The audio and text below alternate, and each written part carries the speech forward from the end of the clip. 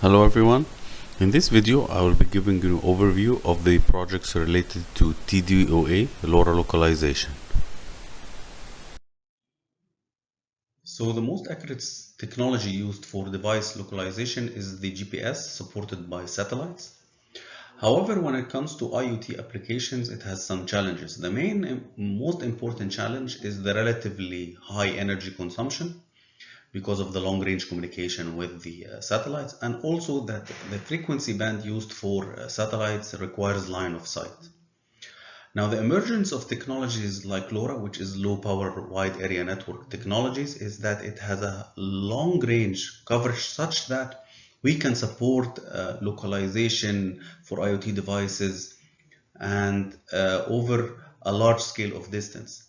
And this opens the opportunity for the next generation of IoT applications, which means not just monitoring or smart metering, but we can also think of citywide localization applications supported by the LoRa technology for IoT devices. So therefore, instead of satellites, we would have gateways or base stations. We call it the same thing, or they mean the same thing. And we have this IoT device M, and we want to localize it by knowledge. If we are able to know its distance D1 to gateway 1, its distance D2 to gateway 2, and the distance D3 to gateway 3. Now, the current state of the art, the accuracy is at the scale of hundreds of meters, which is way beyond the grade of service provided by the GPS, which is less than 10 meters. So the objective of this project is to use time difference of arrival to be able, and RSSI intelligence and machine learning to be able to bring for the LoRa the grade of performance similar to the GPS. What is the main idea of time difference of arrival is that we would like to localize M, and if we know D1, D2, D3, then we are going to be able to solve geometrically to find what is M. Now, in the time difference of arrival, what we do is that we have a common reference clock because it's dependent on time. This common reference clock is connected to all gateways. So all these gateways are seeing the same clock or are synchronized. And then this device M will send a packet.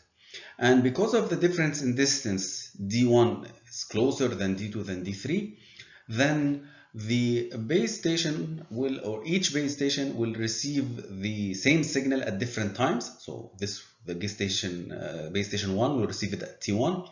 Base station 2 will receive it at T2, and base station 3 will receive it at T3. And since they have the same clock reference, then we can find the difference between them. And the difference between them will be proportional to the difference in distance between them. So D3 minus D2 will be equal to T3 minus T2 times C, which is the speed of light. D3 minus D1 is equal to T3 minus T1 times C. Now, each equation of this, for the equation for D3 minus D2 equals T3 minus T1 minus T2 times C, this will give us a hyperbolic equation. So this equation over here, this function is hyperbolic, and we know that the machine will land over this location. However, since this black line M could be anywhere over this hyperbolic relation.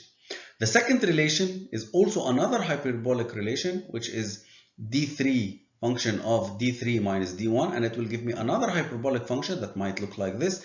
And the intersection of these two black lines, this is my estimation or my guess of the location of the IoT device M. Now, in reality, life is not as beautiful as this because we have missynchronization. If T3 and T2, the difference between them is not calculated correctly, T3 and T1, the difference is not calculated correctly, therefore the location of the device will be erroneous. Okay then, so this means that the most important thing for the time difference of arrival to work is to have a very accurate estimate of T1 and T2 and T3, and this stems from your ability to do accurate synchronization of any received signal. So any LoRa received signal, so this is an example of a LoRa received signal, we would have in the beginning of the LoRa some repetitive patterns. So we see we have some repetitive pattern of length 8 symbols over here, or a little bit longer. Now, when we do synchronization, we try to correlate a locally generated preamble or a locally generated pattern that we know is repetitive and try to find where does it start. So we do this by correlation. And if you correlate the locally generated signal with a received LoRa signal, it would look something like this. And essentially, we're looking for this point. So this point is supposed to be the reception time of this particular packet. The correlation pays a hefty price. Now, instead of doing correlation, what we can do is that we can take this signal, and then we know the range where the packet will start by knowing that there's energy received. And we can just scan right and left a little bit, and we search for the peak energy received, and the peak energy received is the zero time, or the time of reception of this packet. Now, we already have implemented schemes for the synchronization, so we will be using these schemes or this result in our project in the machine learning process. So within the context of TDoA localization, we have 3 projects defined for this semester. The first project is on creating a timing reference across IoT gateways using LoRa. And what does this mean? As mentioned before, that the way this localization scheme works is that the 3 gateways have to be synchronized with a common reference clock. Usually this is done with something outside the scope of the LoRa technology. So maybe you have a strong satellite system that can help you synchronize the gateways, or you can use cellular technologies which have long range in order to create the synchronization or the timing reference between the 3 gateways. Just to give you an analogy, what does this mean? So usually if we look at our cell phones, at the clock on our cell phones, and we have the same operator, let's say for example Vodafone or Orange or We, then you look at your clock on your cell phone, you'll find that all of us will have the same clock. Why is this? Because we're all receiving the clock from the same reference, from the cellular provider. So that's why our clocks will have the same timing or the same second. They would be synchronized. Otherwise, because different devices are driven by different oscillators, then by time, even if they have been synchronized in the beginning, then eventually they will be missynchronized, or they will not have the same timing reference. So in the localization scheme that we're discussing, we need the same thing. We need for all the 3 gateways to have the same timing reference. Now, one thing that we can do is that not necessarily our localization system would be in a location that has infrastructure, and maybe we would like to avoid using satellite to have an economic solution for our system. And therefore comes the idea of creating a clocking reference using the LoRa itself. So since LoRa has a long range, then it can also be used for creating a common reference across the gateways. So what will we do? So we want to answer the question, could LoRa be used for a timing reference? And what we will do, we'll try to build a simulation that has 3 gateways. And for these gateways, a number of LoRa devices will be simulated at predefined locations, which means that if I have, for example, gateway 1 and gateway 2, and I have a predefined location for a device that is in the center point between the 2, or equidistance between the 2 gateways, then this means that I would expect that I would receive the signal from this LoRa device at gateway 1 and gateway 2 at exactly the same time. And therefore, whenever I have a timestamp between them, it should have the same value. And this is how I will be able to synchronize between them. So we can use multiple LoRa devices at predefined locations in a simulation model using Python in order to be able to assess, could LoRa be used as a good reference system that could be used actually for TDoA of LoRa or for other technologies as well. So what questions will we be answering as a result of our simulation is, how accurate is our referencing system? What are the best locations that we should install, the predefined locations that we should install the devices in? Is it possible, since LoRa devices are cheap, so how many devices can I use for referencing? Because with a very low cost, I can use 3, 4, 5, 6, 7, even 10 and more devices of LoRa for the referencing system. Therefore, I can afford to increase this number, and what will I gain in terms of performance? The last question that we would like to answer is that if we use machine learning techniques, now since we will have multiple LoRa devices at predefined locations, then maybe I want to select from them, and I would hope that machine learning can help me to identify which LoRa signals I am receiving now are more reliable, such that I will use them in my referencing system. So what are the tools we're going to be using? We will gonna, as I have discussed, we are aiming for a LoRa simulator. So we're going to be using Python for our simulation. And dependent on the progress, maybe we can do some initial experiments for practical implementation of this referencing system using software-defined radio. But the main objective here in this project is to build the simulator.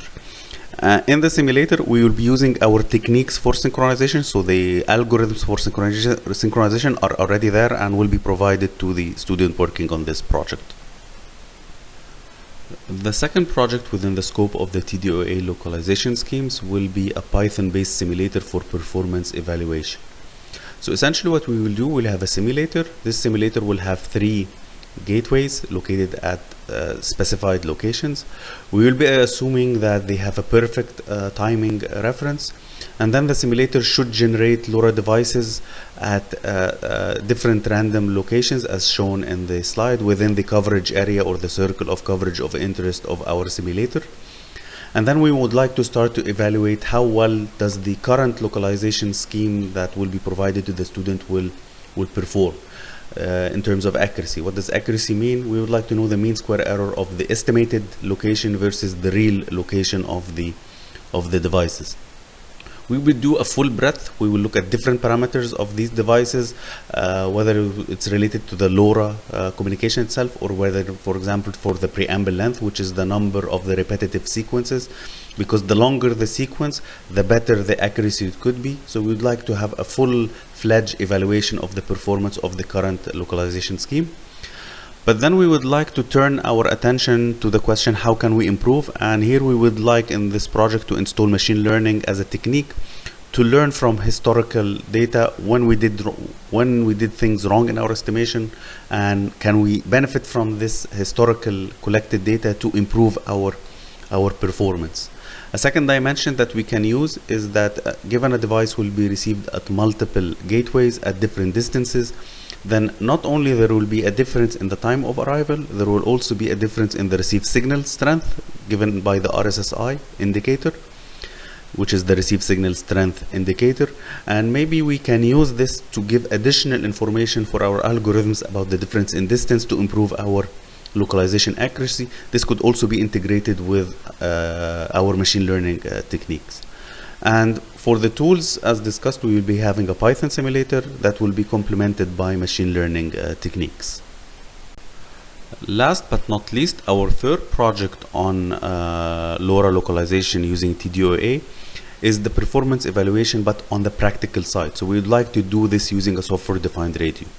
So what is a software-defined radio? A software-defined radio is radio that could be controlled by software, which means that we can create LoRa signals by simulation or by software and then send it to the device to send it, and we can use another software-defined radio device to implement the reception. So what we had in the simulator from the transmission side and the reception side, it is the same thing. The only difference is that when we are doing the simulation, we're not actually simulating the channel, we're actually transmitting the signal and receiving the signal.